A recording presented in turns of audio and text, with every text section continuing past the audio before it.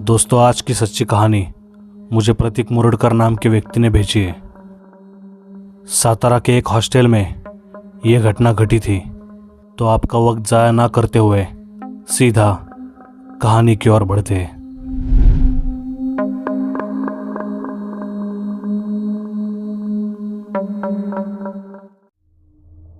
इस कहानी की शुरुआत 2009 में होती है। मेरा 10th स्टैंडर्ड का एजुकेशन एक हॉस्टल में हुआ, सातारा के कोरेगांव एरिया में। वो हॉस्टल बहुत ही पुराना था, आप उसे ऐतिहासिक भी कह सकते हैं। अगर आप दूर से उस हॉस्टल को देखोगे तो आपको ऐसा लगेगा कि ये कोई पुराने हॉस्पिटल की बिल्डिंग है, ना कि कोई हॉस्टल। जब मैं उस हॉस्टल में रहता था तो मुझे भी ऐसा लगता था कि मैं किसी हॉस्पिटल में रह रहा हूँ। जो कोई नया स्टूडेंट वहाँ पे आता था उसे भी ऐसा ही लगता था कि वो किसी हॉस्पिटल में रह रहा है। उस हॉस्टल की दीवारें इतनी कमज़ोर थी कि उन पर क्रैक्स पड़े थे, और जब कभी ज़ोर से बारिश आती थी तो उन क्रैक्स में से पानी रूम के अंदर आता था। छत पर ऐसी आवाज़ आती थी, ऐसा लगता था छत कभी भी गिर सकती है। दीवारें भी गीली हो जाती थी, उससे ऐसा लगता था कि शायद इनमें करंट भी लग सकता है। वो हॉस्टल सिर्फ 2 स्टोरीज का था, ग्राउंड फ्लोर और फर्स्ट फ्लोर। फर्स्ट फ्लोर पे 13 रूम क्रॉस करने के बाद 14 नंबर की रूम होती थी जो हमेशा बंद होती थी। उसके साइड में भी 15 और 16 नंबर की रूम थी, वो भी फ़िलहाल बंद ही थी। लेकिन जब भी हम उस 14 नंबर की रूम को देखते थे, अंदर से ऐसे एक डर सा महसूस होता था। इसकी वजह शायद तब हमें भी पता नहीं थी। और एक गौर करने जैसी बात ये थी कि हर रूम सिंगल डोर की थी, लेकिन वही 14 नंबर वाली रूम डबल डोर की थी। अब ये क्यों था, क्या वजह थी, हमें पता नहीं था। उस रूम के दरवाजे बहुत ही पुराने थे। उस रूम नंबर 14 के नज़दीक कोई जाता नहीं था, और मेरी रूम भी उसी फर्स्ट फ्लोर पे 6 नंबर पर थी। उस हॉस्टल के कुछ जगह पर ऐसे मेडिसिन की बदबू आती थी। जब भी हम ऐसे चलते थे तो बीच बीच में दवाइयों की बदबू आती थी वहाँ पर, लेकिन कभी कुछ ऐसा दिखा ही नहीं कि ये बदबू कहाँ से आ रही है। वैसे हमने तो ये मान लिया था कि यार किसी ने फर्स्ट एड किट वगैरह रखा होगा, इमरजेंसी के लिए लगता है। लेकिन जब पता चला कि इस पूरे हॉस्टल में एक भी फर्स्ट एड किट या कुछ दवाइयाँ नहीं है तो मैं चौंक गया।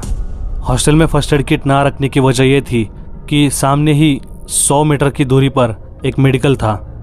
लेकिन फिर हमारे मन में सवाल ये उठता था कि दवाइयों की बदबू कहाँ से आ रही है।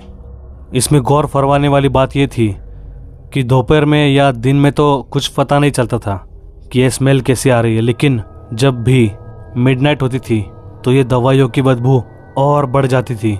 ये मुझे तब पता चला जब मुझे बीच रात में वॉशरूम जाना होता था, तब ये मुझे महसूस होता था। कभी कभी मुझे नींद नहीं आती थी, इसलिए मैं किताबें पढ़ता था, और हमारा रात का खाना 9 बजे हो जाता था। उसके बाद हम कुछ दोस्त 10-11 तक एक दूसरे से बातें करके फिर सोने की तैयारी में लगते थे। और एक दिन ऐसे ही सबका खाना हुआ और फिर मस्ती मजाक करने के बाद हर कोई सोने के लिए अपने बेड पर गया, और मैंने भी अपनी एक किताब खोली और मैं पढ़ने लगा।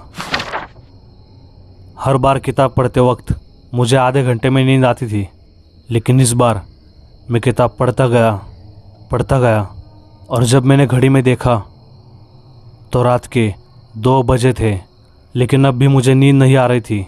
फिर मैंने किताब बंद की और ऐसे लेटकर सोने की कोशिश की। मैंने अपनी आंखें बंद की, लेकिन मेरे दिमाग में एक ही सवाल बार बार आ रहा था कि वो 14 नंबर की खोली क्यों बंद रखी होगी, क्या कारण होगा उसके पीछे। ये मैं दिमाग में सोचता रहा। ये सब सोचते सोचते मन में ऐसा विचार आया कि यार काश वो रूम ओपन होती, क्योंकि इस हॉस्टल के कुछ विद्यार्थी एडजस्ट करके रहते तो वो भी वहाँ पे सोने जाते, और उनको ऐसे खुद को एडजस्ट करना नहीं पड़ता। ये ऐसी बातें मैं सोच ही रहा था कि तभी मुझे अचानक नींद आ गई। लेकिन थोड़ी देर में कुछ ऐसी आवाज़ हुई कि मेरी नींद खुल गई।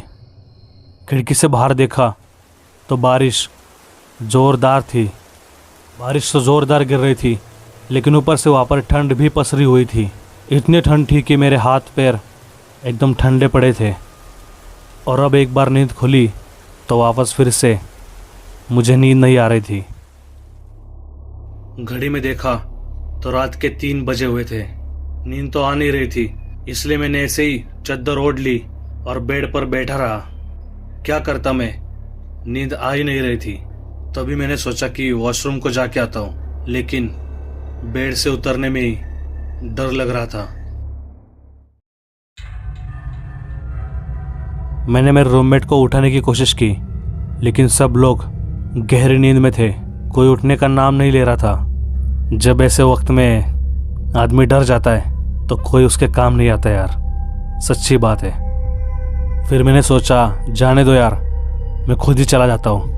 और आप में से कौन कौन ये चीज़ मानता है कि जब डर लगता है तभी वॉशरूम जाने का प्रेशर भी बढ़ता है।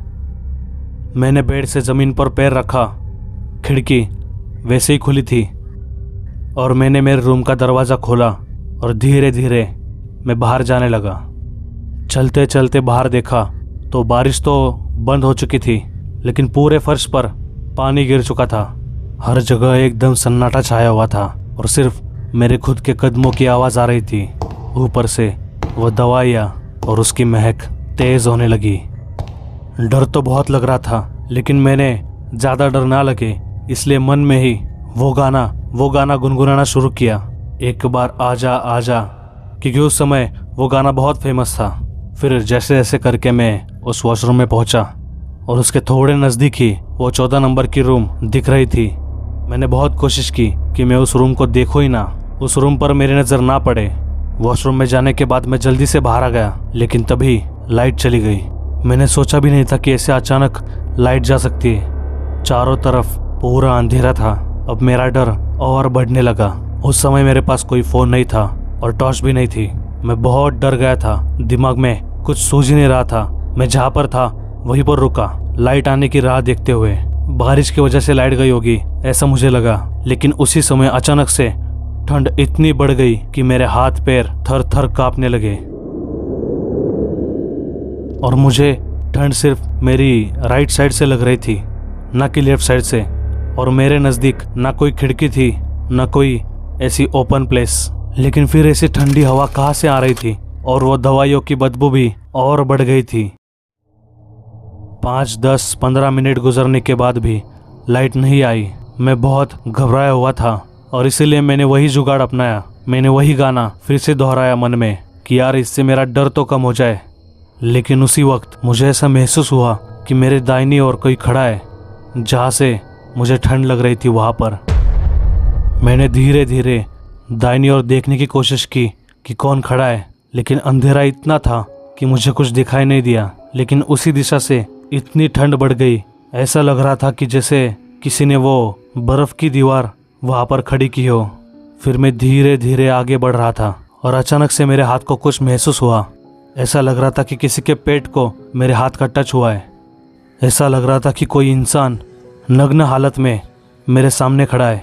ऐसा लग रहा था कि इसी आदमी का शरीर एकदम बर्फ़ जैसा ठंडा है। फिर मैंने बिना वक्त ज़ाया किए इधर उधर के रूम के दरवाजे को ठकठकाना शुरू किया। मुझे इतना डर लग रहा था कि मेरे छाती में भी दर्द होने लगा। मैंने मेरे नज़दीक वाला वो एक ही दरवाज़ा ठकठकाया। मैं बाहर से चिल्लाता रहा कि कोई दरवाज़ा खोलो, लेकिन उस रूम के अंदर से ही किसी ने दरवाज़ा ज़ोर से ठोका। ऐसा लग रहा था कि कोई ज़ोर से अंदर से मुक्का मार रहा है। मैं बहुत डरा हुआ था।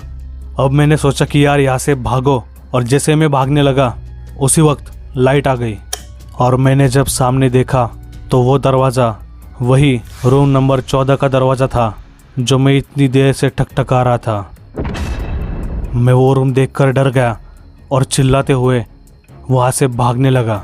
जब मैं भागते हुए मेरे रूम में आया तो बहुत सारे रूममेट्स मेरे चिल्लाने की आवाज़ सुन के मेरे रूम में आ गए। सब पूछने लगे कि क्या हुआ, तुम क्यों चिल्ला रहे थे। और तभी किसी ने उस हॉस्टल के मैनेजर को फ़ोन लगाया। कुछ देर बाद मैनेजर उस हॉस्टल में आ गए। उन्होंने मुझे बुलाया और मुझे शांत किया। मैंने मेरे साथ जो कुछ हुआ वो सब कुछ मैनेजर को बताया और वहाँ पर जितने भी लोग खड़े थे उन सब ने वो बात सुनी। फिर हॉस्टल के मैनेजर और कुछ स्टूडेंट मुझे नींद लगने तक मेरे रूम में बैठे हुए थे। रात को मैं बहुत लेट सोया था, इसलिए सुबह में मुझे उठने में लेट हुआ। अब हॉस्टल का माहौल कुछ अलग हो चुका था। सब ने मेरी घटना सुनी थी, इसलिए एक डर का माहौल छाया हुआ था। मुझे वॉशरूम में जाने में भी अभी डर लग रहा था, लेकिन मेरे रूममेट्स ने मुझे हिम्मत दे के समझा के वॉशरूम में भेजा।